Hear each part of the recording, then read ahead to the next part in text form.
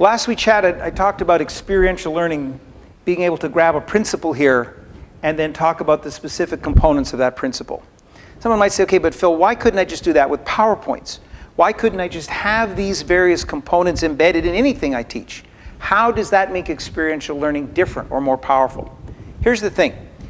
Bear in mind, in an experiential learning environment, I walk into an experience here. I might perhaps pretend or be assigned the role of a settler in the Old West, and I have to have a partnership with merchants in the Old West, and as a result of that partnership, I make money.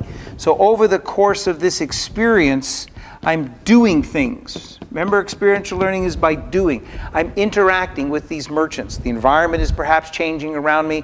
It's exciting. It's an Old West theme. I don't really understand how it relates to my job, but I'm in this learning event. But in this event, I have a chance to take action. And this action has consequences.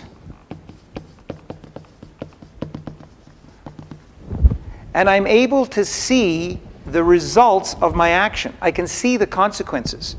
Because of the design of the experience, these principles and the components of each principle are embedded into the consequence that I go through as a participant. I'm then able to see whether those consequences I fail at, in which case I can come back, correct, and do something different, or I succeed, in which case I'm positively reinforced to come back and maintain that action. The experience itself gives me a safe, fail-safe environment in which I am able to do things and see the consequence of those actions and realize I tried to go through this partnership without focusing on that particular component and look at the consequences. Or I tried and I just ignored these and I just tried to use some basic principles and look at the consequences. Or of course, alternatively, I got 3 out of the 4 and what are the consequences?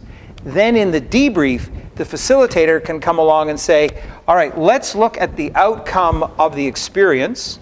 Let's link it back to the principles that we are trying to teach.